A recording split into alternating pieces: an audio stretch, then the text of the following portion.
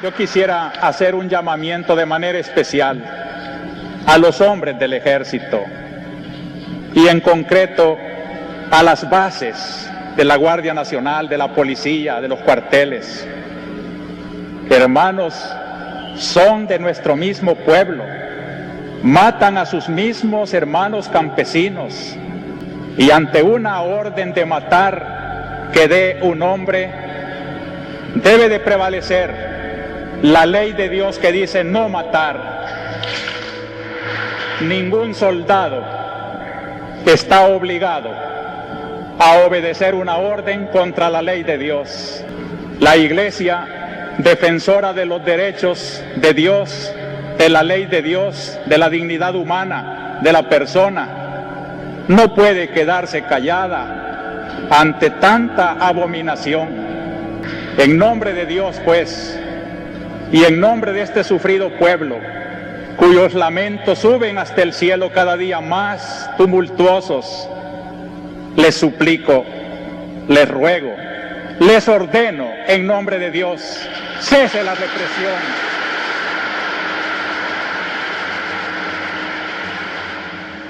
Yo aquí en México había estado viviendo con unos centroamericanos, también jesuitas, que tenían una casa ahí en la universidad, cerca de la Universidad Nacional, en la colonia Copilco.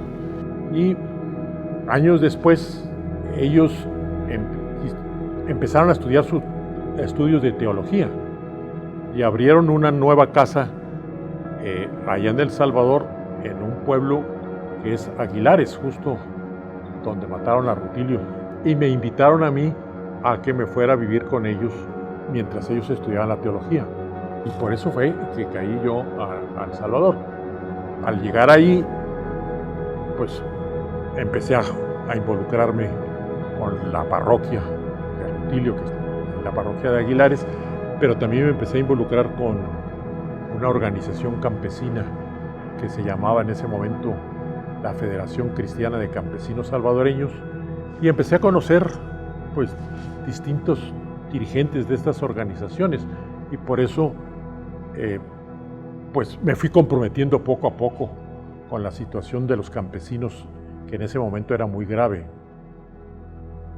Yo me regresé a México, pero mataron a Rutilio, y al caer en la cuenta que habían asesinado a Rutilio, por lo que significaba Rutilio ahí en esa zona, comprendí que iba a venir una represión muy fuerte en contra de los campesinos de esa región, y entonces sí, yo pedí irme por un tiempo a El Salvador, que se convirtieron en cerca de 25 años que estuve trabajando para El Salvador, conectado muy fuertemente con la vida de ese país, ¿no? Monseñor tenía un periódico del arzobispado y también una radio, la YSAX.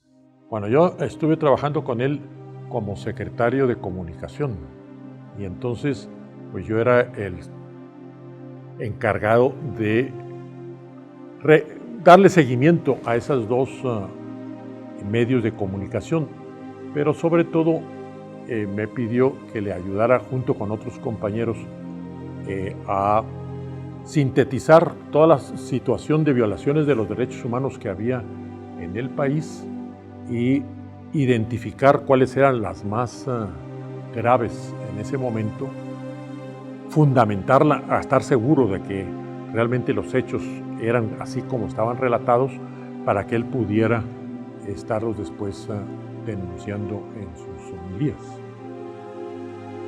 Y precisamente por esa razón, pues Monseñor me pedía que lo acompañara algunas veces a participar en las intervenciones que él tuvo para promover reconciliaciones o denunciar situaciones de injusticia. La situación del país en ese momento yo creo que era sumamente grave. No creo que la podamos identificar con el momento actual, porque los momentos históricos no se repiten, pero quizá uno de los signos más claros de la gravedad que había en ese país era la situación de los campesinos. por constitución, ni siquiera por ley, la constitución prohibía a los campesinos organizarse. Estaba prohibido, movilizaciones campesinas, imposible. Y la mayoría de los campesinos vivían en una situación que le llamaban los colonos. Los colonos es una cosa, yo creo que parecida a los señores del tiempo del feudalismo, que era estos campesinos, los terratenientes les daban un pedacito para que tuvieran ahí su casa y pudieran cultivar un poco para que sobrevivieran durante todo el año y pudieran estar disponibles en tiempo de la zafra o de la cosecha de algodón, café o azúcar.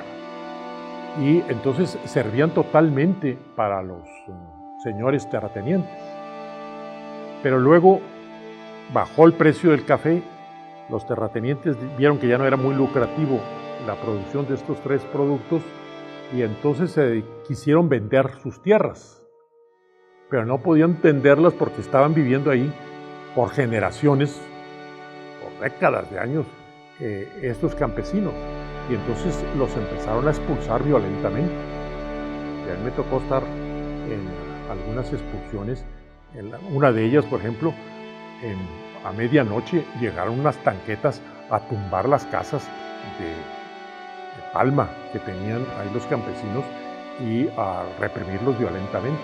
Entonces, era una situación sumamente violenta, no había mucha libertad de movilización tampoco política, y había también unas desigualdades sociales muy fuertes, que todo eso hizo que se fuera acumulando una situación de hartazgo de la población y al mismo tiempo un endurecimiento de los militares, porque era una dictadura militar, un endurecimiento de los militares que llevaron lamentablemente a un conflicto armado interno que pues causó muchas víctimas. Monseñor Romero es todo un personaje que es muy importante en El Salvador y en el mundo entero. Le dieron 2 doctorados honoris causa, uno la Universidad de Georgetown en Washington y otro la Universidad de Lovaina en Bélgica. Y eran doctorados honoris causa precisamente por su defensa de los derechos humanos y la promoción de la justicia. Las mayorías pobres de nuestro país son oprimidas y reprimidas cotidianamente por las estructuras económicas y políticas de nuestro país. Las vivimos cuando llegan a nosotros madres y esposas de capturados y desaparecidos, cuando son asesinados aquellos que luchan por la justicia y por la paz. La misma Asamblea Legislativa de El Salvador votaron para que se le otorgara a Monseñor Romero, ya después de que lo habían asesinado, se le otorgara el nombramiento de hijo meritísimo de El Salvador. O sea que es la máxima reconocimiento que existe en El Salvador. Y también a nivel mundial, Naciones Unidas también decretó o tiene una resolución la Asamblea General de Naciones Unidas en la que reconocen el día en que mataron a Monseñor, o sea, el 24 de marzo, lo declararon Día Internacional del Derecho a la Verdad en relación con las violaciones graves de los derechos humanos y de la dignidad de las víctimas. Y expresamente en la resolución de Naciones Unidas mencionan que eso lo hacen como un reconocimiento a la obra y a la personalidad de Monseñor Romero. Uno de los factores determinantes del cambio de Monseñor fue el asesinato de Rutilio. Ahora, ¿por qué Rutilio impactó tanto en Monseñor? En gran parte porque Rutilio era muy amigo de Monseñor y tenía una perspectiva pastoral muy similar a la de él. Y que lo hayan matado a ese amigo Y a esa persona que él tanto admiraba, sí le hizo ver y pensar ante el cadáver de Rutilio, hacerse esta pregunta: bueno, ¿y ahora qué toca hacer? Primero, ¿por qué lo hicieron? ¿Qué es lo que está pasando aquí? No puede, a este no lo mataron por ser agresivo, por ser que busque la violencia por la violencia. ¿Por qué lo mataron a este hombre? ¿Y ahora qué toca hacer sin este hombre ahora en el país? Entonces, esas dos preguntas fueron las que fueron, junto con otra serie de factores, fueron cambiando a Monseñor. Antes, nomás para que se entienda un poco más, yo sí quisiera brevemente explicar en qué consiste la conversión de Monseñor, porque no se trata de un Monseñor que en el pasado o antes de su conversión era un terrible pecador y que después se convirtió y se volvió en una persona bondadosa. No está ahí el cambio de Monseñor. Tampoco se trata, y esto es interesante, que Monseñor no hubiera estado cerca de los pobres desde antes. Monseñor toda su vida estuvo muy cercano a ellos y convivió mucho con ellos. Sino para mí, el real cambio de Monseñor fue en esto. Monseñor, por la teología que él estudió y por la época, etc., Monseñor creía que el mensaje cristiano principalmente había que vivirlo desde el aspecto meramente espiritual, desencarnado totalmente de la historia, y que para eso iba a haber la otra vida, y que allá en la otra vida era donde íbamos a gozar. Y Monseñor llegó a decirle a los mismos pobres que no se preocuparan, que a cabo en la otra vida ellos iban a gozarla, pero él creía que el mensaje cristiano no tenía nada que decir ante la realidad política, económica, histórica, concreta del Salvador. Y esa fue la conversión de Monseñor, pasar de una espiritualidad y de un mensaje que transmitía muy abstracto y muy poco aplicado a las realidades concretas, a ser tremendamente realista y estar constantemente analizando la realidad y viendo cómo se podía encarnar ese mensaje en la realidad concreta que estaba viviendo. Monseñor Romero era una persona como cualquiera de nosotros o nosotras. No era una persona así extraordinaria que uno tenga que pensar que para llegar a ser santo o para llegar a ser toda una personalidad se necesita ser una persona muy extraordinaria. Monseñor Romero era una persona, repito, común y corriente, como cualquiera de nosotros, con sus cualidades y sus defectos. Y cae en la cuenta que una persona así pudo llegar a ser una personalidad de esa índole que les comentaba al principio, sí me hizo pensar que para amar no se necesita ser extraordinario, sino más bien amando es como podemos llegar a ser extraordinarios o extraordinarias.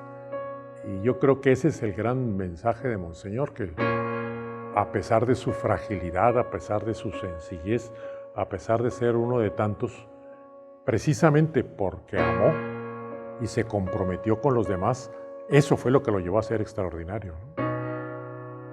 Precisamente por ser el secretario de Comunicación, a mí me tocó acompañarlo ahí a Puebla, porque Monseñor Romero visitó Puebla precisamente con ocasión de que se juntaron un grupo de obispos de América Latina en lo que se llamó la Conferencia de Puebla, que es muy importante, como fue, por ejemplo, que es la más conocida, la Conferencia de Medellín, ¿verdad? Pero él aprovechó que había mucha prensa internacional con ocasión de la conferencia ahí de obispos, y él algunos días en la noche salía y nosotros le organizamos conferencias de prensa donde dio a conocer la situación del país. Entonces para él también fue importante Puebla, en cuanto que fue una ocasión para que se conociera en el mundo la situación tan represiva que estaba pasando El Salvador. Terminando la reunión de Puebla, nos venimos 2 días aquí a México. Ahí descubrí que una de las cosas que más le gustaban era el circo. Pudimos ir al circo a ver una función y a mí me llamó mucho la atención cómo gozó de veras Monseñor con los payasos, con los trapecistas, etc. Realmente gozaba casi como un niño. Conforme se fue aumentando las amenazas en contra de él, cada vez resultó que era más eminente que Monseñor tenía un gran riesgo en su vida. Y Monseñor, como les decía, no era un Superman, ¿no? Era una persona frágil como nosotros. Quizá yo diría aún una persona frágil en cuanto a salud y psicológicamente, era muy nervioso. Entonces, el recibir esas amenazas a muerte, claro que le preocupaban a Monseñor y claro que le daba miedo a Monseñor esas situaciones. Y de hecho, una de las conversaciones que yo tuve con él, a mí un día me comentó que a él le daba mucho miedo el pensar que lo fueran a capturar. No sabía si iba a poder resistir eso. Es decir, lo que quiero decirles es que era una persona temerosa, con razón, frágil, y que era consciente de las amenazas que estaba recibiendo. Pues en ese contexto, un día recibió una llamada del ministro de Defensa de aquella época de El Salvador, que era un militar y que era una persona obviamente muy involucrada en toda esa dictadura que había en el país en ese momento, que quería tener una entrevista con él. Y a mí Monseñor me pidió que lo acompañara a esa entrevista. Fue una entrevista ahí en la casita donde él vivía, ahí en el Hospitalito. Y llegó este militar y le dijo abiertamente: mire, Monseñor, no crea que usted es una persona a la cual yo simpatizo, ni mucho menos. Está muy claro que no se sentía muy cercano a él. Sin embargo, le dijo este militar a Monseñor: mire, nosotros hemos estado interfiriendo comunicaciones a través de la inteligencia militar y somos conscientes de que realmente la vida de usted está en un grave peligro. Y el que le pase algo a usted es tan famoso, tiene tal impacto en la población, tal cercanía con la población, que si le pasa algo a usted, eso se nos convierte a nosotros en un problema grave de seguridad.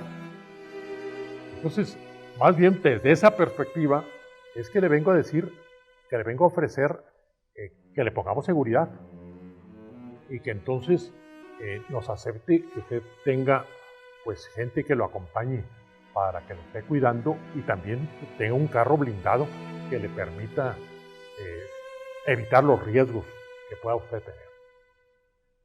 Eso oído por Monseñor, con esa fragilidad de él y el susto que él tenía, pues era una oferta sugerente, diríamos. Y sin embargo, Monseñor no dudó ni un minuto.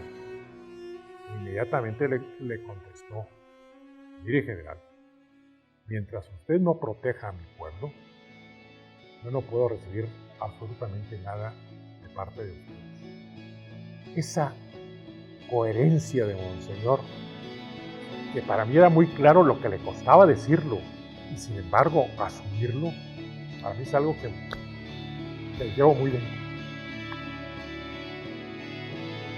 En su época, el pueblo sencillo, o sea, el 90% del pueblo salvadoreño se vio totalmente identificado con Monseñor. Monseñor era la expresión de su situación era su pastor, era su voz. Y de hecho, pues lo veían realmente como el que les daba luz y esperanza y expresaba sus necesidades. Entonces en eso sí hubo una gran identificación con Monseñor, y eso se veía, por ejemplo, los domingos en las homilías de Monseñor. Las homilías de Monseñor duraban más de una hora y sin embargo eran escuchadas por la radio, yo creo por el 90% de la población, porque realmente pues era la única fuente de información real de lo que estaba pasando en el país y donde se sentían ellos muy identificados. Esto no quiere decir que también tuviera un sector, sobre todo dentro de el gran capital del Salvador, la oligarquía salvadoreña que le llaman, había ahí, o dentro de los militares, que había un sector que también se sentía muy amenazado por Monseñor en sus propios intereses, y se le generó una gran agresividad en contra de él. A mí me tocó cuando mataron la guerrilla del Salvador, mató a uno que fue canciller del Salvador, a Boronov, que era de las familias más pudientes del Salvador. Lo secuestraron, no pagaban el rescate, entonces lo mataron. Y Monseñor, después de que lo mataron, fue a la misa de cuerpo presente de Monseñor, donde estaba el cadáver de Boronov, el canciller. Ahí lo abuchearon.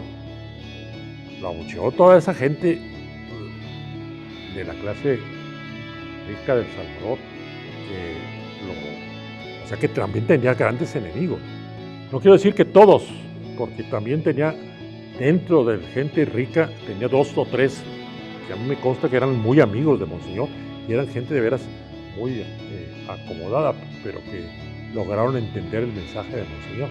Entonces lo que quiero decir, que ciertamente Monseñor en su época fue signo de contradicción, pero que se sentían identificados en favor o en contra todo el pueblo salvadoreño, y que después de la canonización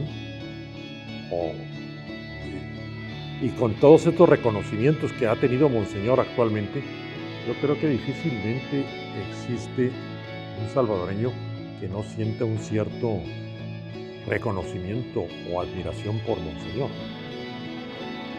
Una cosa quizá clara, en la beatificación de Monseñor estuvo hasta el hijo de el que se cree el autor intelectual del asesinato de Monseñor, pero ahí estaba el hijo presente, ahí no podía no estarlo, nadie puede dejar de reconocer lo que es Monseñor Romero para El Salvador o para la humanidad. Yo creo que en primer lugar Monseñor, como suele decirse, fue la voz de los que no podían tener voz. Realmente la situación de El Salvador era impensable que alguien pudiera denunciar lo que estaba pasando, la cantidad de violaciones y asesinatos y desapariciones que había en ese momento en el país, y el único que tenía esa posibilidad era Monseñor. Entonces realmente él llegó a hacer pública todas esas situaciones en solidaridad con todas las víctimas que llegaban a presentarle a Monseñor su situación. Segundo, precisamente porque Monseñor fue una persona muy cercana al pueblo, que llegaba realmente, él, en El Salvador le llaman cantones, a lo que nosotros aquí llamamos en México ranchitos, y Monseñor recorrió todos los ranchitos de su diócesis para visitar a cada uno de los cantones. Entonces, realmente Monseñor conocía a sus ovejas y las escuchaba, porque una de las finalidades de las visitas de Monseñor, además de hacer una visita pastoral y bautizar o confirmar gente, lo que le interesaba a Monseñor es darse cuenta de cómo vivían, que estaban padeciendo, etc. Entonces era una persona cercana que escuchaba y se solidarizaba con sus ovejas. Y precisamente por eso yo creo que podía él también guiarlas. Yo suelo decir que Monseñor era un pastor, pero al mismo tiempo alguien que era guiado por sus mismas ovejas. Tercero, que esto quizás es muy importante y de mucha actualidad, Monseñor Romero supo promover la reconciliación del país, y a eso le apostaba Monseñor, a crear las condiciones para que hubiera una reconciliación en el país, pero sin desdibujar o suavizar las injusticias. Monseñor fue muy enérgico, firme y claro en sus denuncias de injusticia, pero al mismo tiempo sin generar odio, sino tratar de promover que esa injusticia se resolviera, se terminara. Yo creo que era muy importante que, a pesar de que la situación se iba cada vez más empeorando y que él también iba así, avanzando en una situación cada vez más de acoso y más de riesgo para él, etcétera, que se iba empeorando la situación, Monseñor nunca perdió la esperanza. Entonces siempre comunicaba un mensaje de esperanza que facilitaba el que hubiera motivos para la reconciliación. Por otro lado, yo creo que uno de los grandes aportes de Monseñor es encontrarnos con una persona que a los 60 años cambió radicalmente de modo de ser, ¿no? Nosotros solemos decir un dicho de que genio y figura hasta la sepultura. Pues Monseñor Romero muestra que no es cierto. Que a pesar de que Monseñor Romero tenía 60 años, a pesar de que tenía una concepción muy clara de lo que significaba predicar el mensaje de salvación de la Iglesia, cambió radicalmente y comprometiéndose con los pobres, ¿no? Creo que también Monseñor en eso se adelantó. No fue millennial ni mucho menos, pero sí captó la importancia de los medios de comunicación. Sus homilías las transmitía a través de la radio, daba muchas entrevistas a periodistas y también pues tenía una entrevista semanal a través de su radio que eran claves para ubicarse el país, ¿no? Yo creo que en la situación actual aquí en México, en primer lugar, la enseñanza que nos da, y esto se lo digo a los católicos y cristianos, es seguir a Jesús. ¿Qué quiere decir eso en Monseñor Romero? Monseñor Romero siempre estaba preocupado en decir, si viviera hoy Jesús aquí, en este momento, en mi país, contestando a tu pregunta, yo diría, si viviera aquí Jesús en este momento, aquí en México, ¿qué él diría y qué haría? Esas eran sus dos preguntas que siempre Monseñor Romero las tenía presentes. El segundo, estaba muy movido, su espiritualidad estaba muy basada en la espiritualidad ignaciana.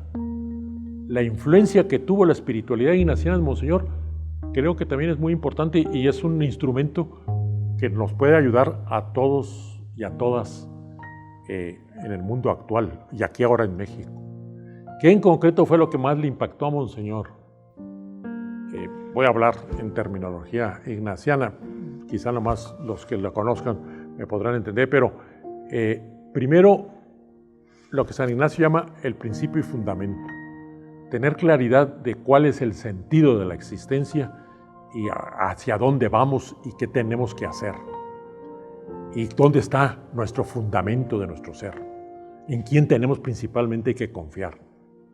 Segundo, para Monseñor era muy importante la encarnación, la meditación de la encarnación. De cómo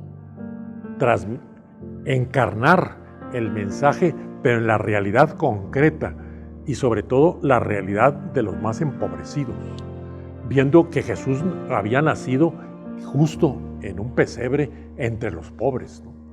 Entonces él se sentía invitado a vivir ese mensaje y a transmitirlo desde los pobres y con los pobres. Tercero, para Monseñor era muy importante lo que San Ignacio llama la contemplación del rey temporal o el llamamiento. Monseñor se sintió verdaderamente llamado por el clamor de los oprimidos, se sintió llamado por Dios a ser voz de esas víctimas. Y finalmente todo lo que significa la tercera semana, o sea, contemplar la pasión de Jesús como consecuencia de su mensaje de justicia, pues también inspiró mucho la vida de Monseñor. Ahora, ya entrando en términos menos religiosos o espirituales o lo que sea, la enseñanza de Monseñor nos puede ayudar a saber estar atentos a discernir lo que llamamos los signos de los tiempos. Es decir, a estar atentos a discernir qué nos está diciendo la realidad actual aquí de México y del mundo, a qué nos está invitando, qué nos está pidiendo que tengamos que hacer entre nosotros y nosotros.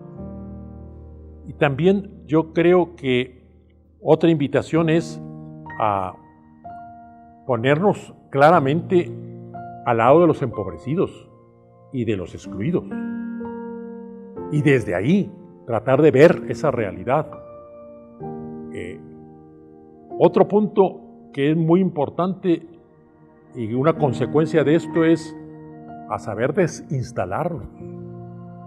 Es decir, Monseñor Romero, en la medida en que empezó a solidarizarse con los empobrecidos, a hacer las denuncias, etc., empezó a perder todos los privilegios que había tenido durante su vida anterior, sus amistades con la oligarquía cafetalera del Salvador, el haber sido siempre muy reconocido, etcétera, etcétera, y empezó más bien a recibir agresiones, etcétera, etcétera. Y sin embargo, Monseñor continuó con su misión precisamente porque no estaba totalmente encandilado por esos privilegios, queriendo quedarse con ellos, sino se desinstaló y supo con libertad continuar su mensaje, ¿no? Otra cosa que también es muy importante, Monseñor sabía mencionar las cosas por su nombre. No andaba con rodeos, sino con mucha claridad decía, esto es injusticia, esto fue indebido, esto fue un robo, esto es un asesinato. No andaba con medias tintas y supo priorizar la verdad y la justicia por encima de cualquier componenda reconciliadora que ignorara estas verdades, ¿no? Yo creo que todo esto son invitaciones que tienen mucha aplicación en nuestro momento actual. Monseñor Romero nunca perdió la esperanza y supo transmitirnos esperanza de que otro mundo es posible, de que podemos cambiar, de que estas situaciones pueden mejorar, etc. Yo creo que también los seguiría animando a que creen cosas nuevas, de que asuman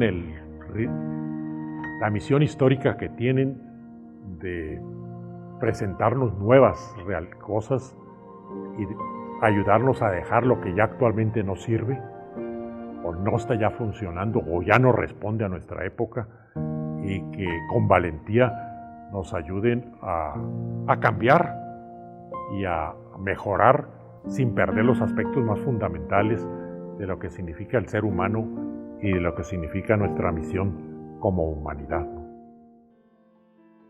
Me gustaría terminar con una cosa. El Papa Francisco escribió una carta cuando fue la beatificación de Monseñor ahí en San Salvador y dijo esta frase que voy a leer, que me parece sumamente sugerente y que para mí es la conclusión de este mensaje que quiero transmitirles a ustedes en esta entrevista. Dice el Papa Francisco: quienes tengan a Monseñor Romero como amigo en la fe, quienes lo invoquen como su protector o intercesor, o simplemente quienes admiren su figura, La forma de realmente decir que son seguidores o imitadores de Monseñor consiste en esto, dice el Papa Francisco. Encuentren en Monseñor la fuerza y el ánimo para comprometerse por un orden social más equitativo y digno. Eso es lo que espero, que en la medida que Monseñor Romero los entusiasme, cada uno de nosotros y nosotras nos comprometamos más para que haya mayor justicia, mejor ecología, etc.